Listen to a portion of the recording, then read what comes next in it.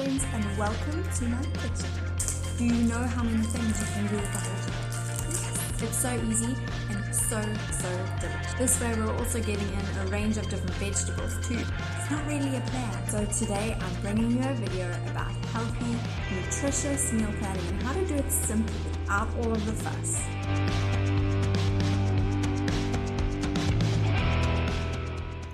Hi friends, and welcome back to my channel. This is one of my favorite rooms in the house, and that's why I'm so excited to be doing this simple kitchen series with you.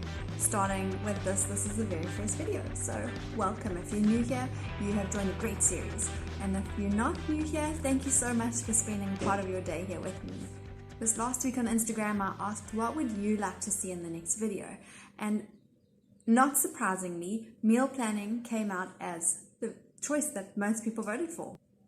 I'm really not surprised by this because meal planning and meal prep is something that every homemaker wants to get on top of for a lot of good reasons. So today I'm bringing you a video about healthy, nutritious meal planning and how to do it simply without all of the fuss.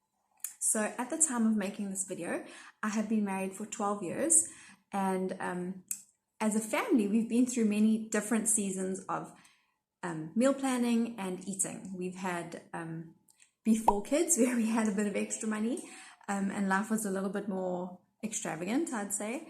And now we've had kids, we've got no money. Life's not very extravagant anymore. And we've also been through different seasons in that. So we've had the newborn phase, where cooking is like unheard of and you don't even want to think about it. We've also done baby weaning, where we try and get our children eating table foods as soon as they're ready. And in the past, I've eaten a gluten-free diet. Most recently, I've eaten a paleo diet. So our meal planning and our eating has changed depending on the season, as life does. All that to say, those different seasons have got us to where we are now, and I'm really happy with how we're eating right now. I am fairly conscious of what I feed my family and the things that we put into our bodies. We focus on eating like probably our grandparents a few generations before us would have eaten: simple, wholesome and nutritious meals cooked from scratch. There are not very many pre-made items that come into our house. I'm not a big fan of eating other people's chemistry experiments. I would love to give you a tour of my fridge and freezer and pantry. If that is a video you would like to see, hit the thumbs up and let me know. For the most part, we eat simple food with ingredients that our body can recognize and knows what to do with. We eat very simply, and I'm sure there's no surprises there. If you want to know more about our reasons for living a simple life, you can check out this video here in the cards. In that video, I tell you all of the surprising benefits of living a simple life. I'll also link it after the video for you in case you want to come back to it after watching this one. Okay, so I had to give you all of that information as a background so that you know where it is that we're coming from. But how do we make meal planning healthy and simple? That is the big question for this video. Well, here are my thoughts and suggestions for making the meal planning process as simple as possible. Number 1, keep your freezer stocked with different types of meat and different cuts of meat at all times. In general, in our freezer, you will find 4 or 5 things: whole chickens, mince, bacon, pork sausages, and fish. I find that these work best for us because they give us so much flexibility. Do you know how many things you can do with a whole chicken? From time to time, I'll also keep different cuts of meat in the freezer.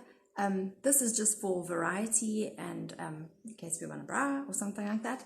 But for the most part, you will always find those previous 5 things in my freezer. They are simple, they are versatile, and they give us loads of options. Number 2, keep fresh veggies on hand and frozen veggies in your freezer.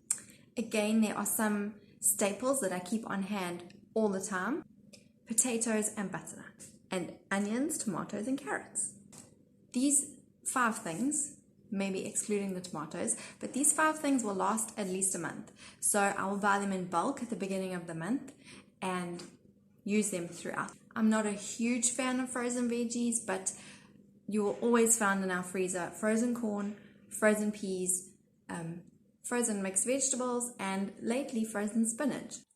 Another good option for you if you prefer fresh over frozen is that when you buy it when it's cheap, buy it in large quantities, and then cook it at home and freeze it in the correct portion sizes. For me at the moment in my freezer, I've done that with mushrooms and I've done that with cauliflower. So this is enough mushrooms for one meal. I can add it into omelets, or I could add it into like for chicken on a king. It cooks up beautifully even if you've cooked it and frozen it. For something like cauliflower or broccoli, I flash freeze them so that they stay individual, and then chuck them in an old container and they go in the fridge.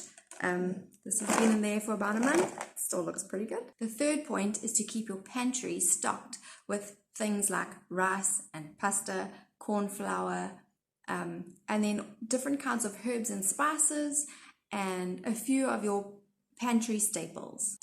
These things are important to round out and complete your meal, and in the case of pasta and rice, possibly bulk up your meal for the hungrier people in your family. With those 3 areas of your kitchen stocked, you won't need to lay out a meal plan for every single day, because your creativity and your brain is what's going to put all these things together and make delicious, healthy, and simple food for you and your family. So the next big question is, how do you combine these things in ways that are going to make everyone happy? This is a really important step in the process, and how I like to do it is I have kind of a few fail-proof recipes and ideas, or let's call it a method.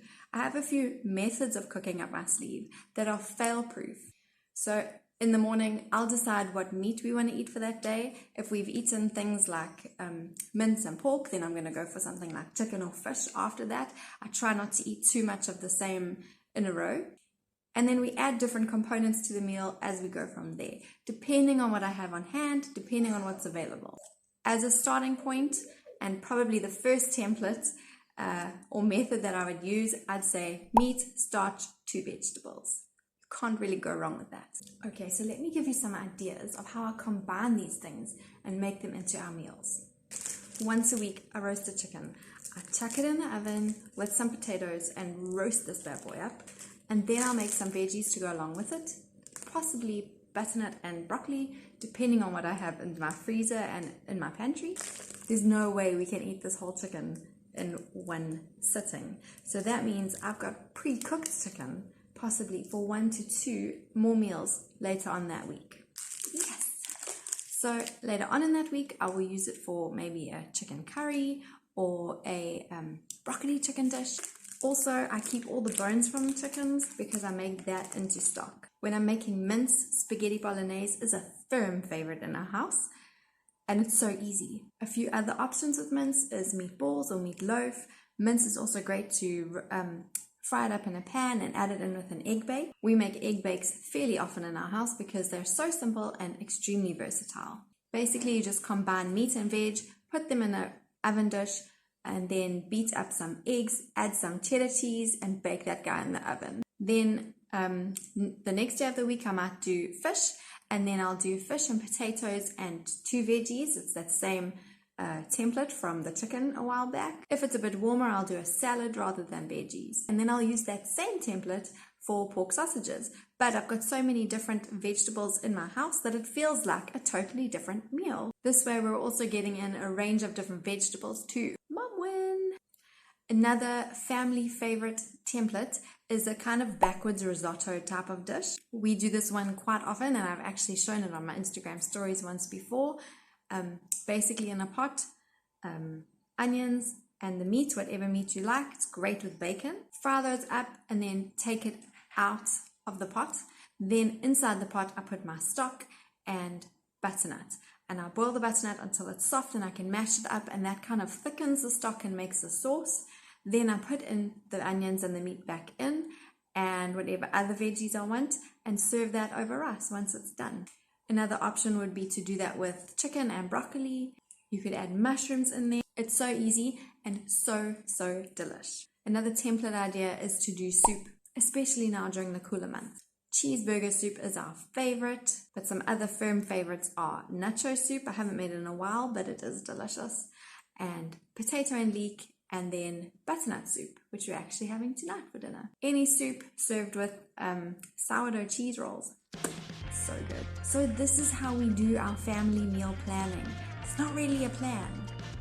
We just like to keep it simple, wholesome, nutritious. As long as your fridge and your freezer and pantry are stocked with items that are good and healthy for you, meal planning should be really easy. If you found this video helpful, please hit the like button and please consider subscribing to my channel. I'm going to be making more videos like this of our simple living and our simple faith, and I would love it if you would stick around and come back for more. Otherwise, I will see you again next week for another video. Bye.